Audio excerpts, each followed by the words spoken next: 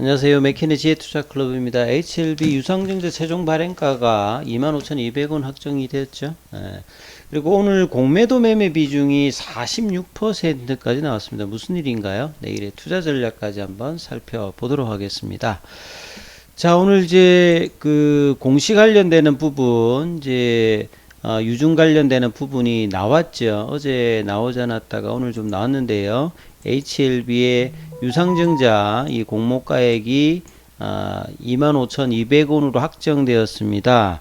그래서 발행가액이 1차와 2차, 1차가 이제 34,050원이었죠. 그리고 어제 기준으로 2차 예정가액 자체가 이제 25,200원 정도로 되면서 1차, 2차 중에서 낮은 부분들을 미니멈으로 일단 유상증자를 하는 어떤 형태이기 때문에 기존의 어떤 예정보다는 유상증자 발행가액이 낮아졌습니다.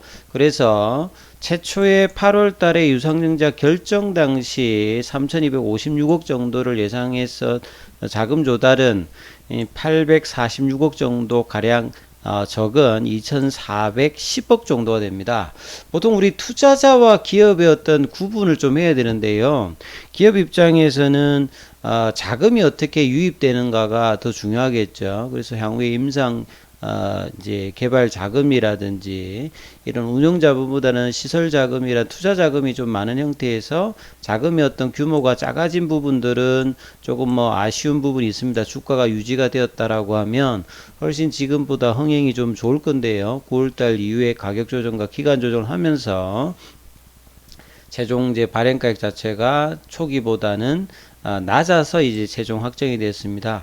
근데 이제 최근에 이제 올해 들어서 인플레 관련되는 부분이 오면서 전 세계적으로 긴축이 되면서 특히나 성장주 섹터인 이 바이오 쪽 같은 경우에는 많은 지금 업체들이 임직원 어떤 이제 축소를 하고 심한 경우는 임상도 중단이 되고 있고 조직 축소라든지 굉장히 지금 어려움을 맞고 있는데요. 이런 부분들을 선제적으로 자금 조달해서 이 정도 어떤 규모의 어떤 자금이 이제 조달이 된다는 부분들은 장기적인 관점에서 보면 이 재무 안정성이라든지 이런 부분들은 회사에서는 뭐 일단 긍정적으로 볼 수 있습니다. 단기 주가의 흐름은 좀 이제 떨어지는 어떤 흐름으로 갔습니다만 장기적인 차원에서 유중이 이제 예정대로 12월 달까지 마무리된다라고 하면 재무적인 안정성을 HLB가 더하게 되겠죠. 그리고 이제 내년도 3월 달로 예상되는 이 사업 보고서가 마무리되면서 결산기 시점 관련되면 좀 이렇게 재무적 리스크가 많은 기업들 같은 경우는 굉장히 좀 위험한 어떤 입장들이 있으니까 투자자분들은 이런 부분들을 잘 선별해서 좋게 말하면 옥석 가리기입니다. 그래서 안 좋은 기업들의 영향을 많이 미칠 수 있는 결산기가 다가오고 있다. 그래서 이제 선제적인 대응의 어떤 측면이라고 이제 결과론적으로는 일단 볼 수 있습니다. 그리고 이제 결국은 이제 이 발행가액이 낮아졌기 때문에 뉴시스에서는 이렇게 지금 또 보고 있어요. 최종 발행가액이 처음보다 크게 낮아졌죠. 한 20-30% 낮아졌기 때문에 기존의 구주주 같은 경우에는 사실 이제 신주인수권 정서 이제 가격절 자체가 이 발행 예정가에서 보통 이제 30% 60% 정도 되는데 이 5거래를 할 때 이제 6,000원대로 마무리됐으니까 한 30% 정도 돼서 이제 가격들을 형성했다가 좀 빠졌던 어떤 흐름이었는데 결국은 이제 진양군 회장도 이제 뭐 한 80%는 신주유식권 정서를 팔면서 이 부분에서도 주가와 연동되는 부분에서 뭐 좋지 못한 결과를 내면서 일종의 이제 신주유식권 정서와 현물 간의 또 뭐 차익 거래도 나오면서 주가를 또 눌렀고요. 이 최종 발행가의 결정을 하는 당시에도 이제 주가가 계속 내려오면서 오늘 같은 경우에는 오전장에 31,000원대까지 밀렸다가 장중에 한 33,000원대 반등했다가 32,000원권 정도 일단 맞춰서 아직까지는 이제 최종 유증가액 대비해서는 좀 위에 있는 어떤 가격권입니다. 이걸 보고 투자자들의 어떤 청약 접근성을 높아졌다 이렇게 지금 보는 측면도 있습니다. 결국 주가에서 이제 뭐 가장 좋은 거는 주가가 낮은 부분들이 될 것인데요. HLB는 이제 다음 달에 선약남성 관련되는 NDA 신청 예정이 있고, 내년도 1분기에는 항서제약과 이 간세포암 관련되는 부분에서 NDA 신청 절차를 지금 앞두고 있기 때문에, 이런 재료를 본다라고 하면 이제 낮은 가격에서 유증을 받을 수 있는, 특히나 이제 아예 이제 주주가 아닌 입장에서 이제 기존 주주들이 이제 미청약한 부분들을 일반 공모로 해서 받은 물량이 된다면, 그런 어떤 청약에서는 조금 이제 수요가 있을 수 있다, 이렇게 보는 거죠. 그래서 주가는 이달 들어서 이제 정시가 나름 반등을 했습니다. 나름 반등을 했는데 HLB 관련은 시장 대비해서도 큰 흐름 없이 계속 이제 하향 곡선을 그리면서 3만원대 초반까지 지금 내려왔던 부분이죠.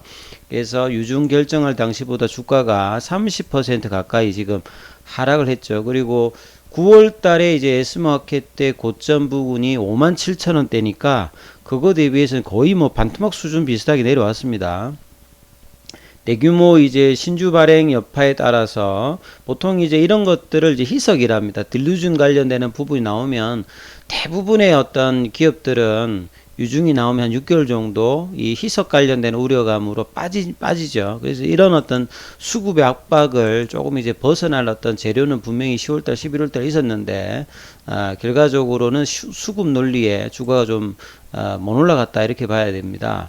그리고 이제 이런 유증에 대한 어떤 이슈들이 끝나게 되면 이제 부분들이 이제 재료를 반영하는 어떤 시점들이 있을 겁니다. 그리고 이제 반대적으로 말하면 주가가 훨씬 더 많이 빠졌기 때문에요, 추가 하락에 대한 어떤 부담감을 준다. 그래서 이제 확정 발행 가격이 2만원대 중반이니까 현재가 대비해서 한 20% 밑단에 있으니까 요 가격대를 유증이라는 차원에서 좀 유지를 해준다라고 하면 가격 메리트가 좀 있는 어떤 이제 구간으로 일단 봐야 되겠죠. 이 최종 발행가액 대비해서 2만원대 정도의 내년도 NDA 신청 두 가지를 결과를 앞두고 있는 HLB 주식을 살 수 있게 된다. 뭐 이런 어떤 재료 반응들을 본다면 장기적으로는 뭐 매력이 있을 수 있는 어떤 측면을 이야기를 하는 거겠죠. 그래서 이제 구주주 청약이 12월 1일, 2일 정도에 되고요. 그 다음에 이제 이 구주주 청약 신청이 끝나고 난 다음에 이제 구주주 청약률이 100%를 넘으면 일반 공모 청약은 절차가 진행되지 않는다 했는데, 뭐 진양곤 회장 같은 경우도 80%는 팔았기 때문에 이런 부분들을 이제 뭐 일반 공모 청약에서 이제 신주식을 뭐 샀던 사람 같으면 청약을 하니까 진행되지 않는다, 이런 건 아니겠죠. 분명히 뭐 진행은 될 거라고 보여집니다. 100% 구주주가 지금 이 신주유수권 관련되는 부분들을 다 이렇게 가지고 있는 게 아니라 거래가 됐기 때문에.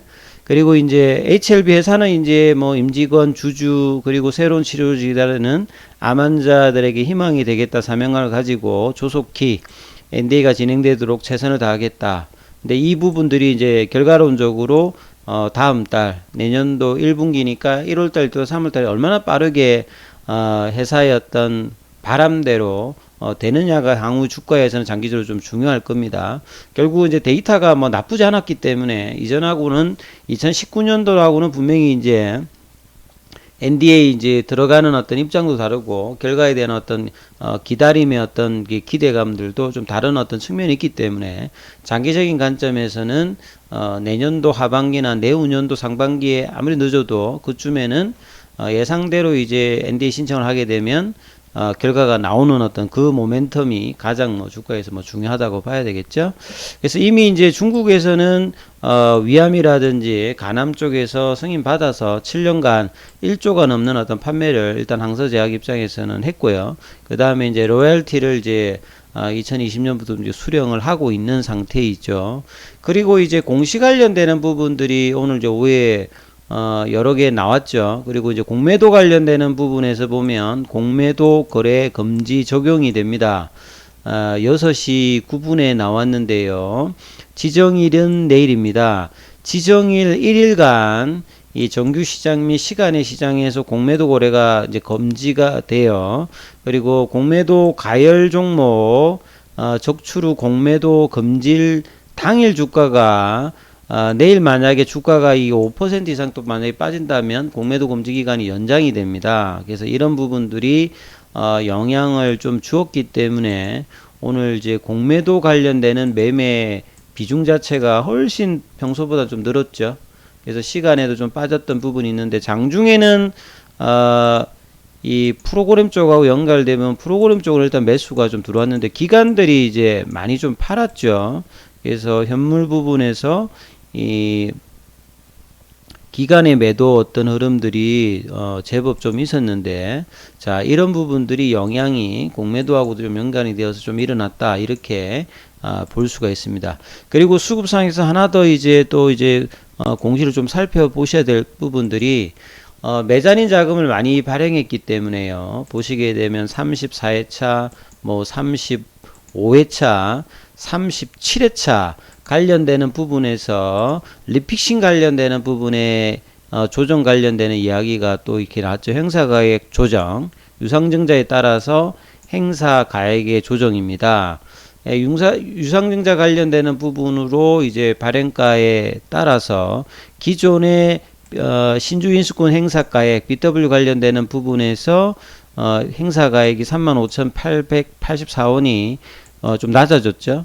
여기도 3만원대 관련되는 부분이 29,000원대로 이제 소폭 좀 하락을 했던 부분이 있죠.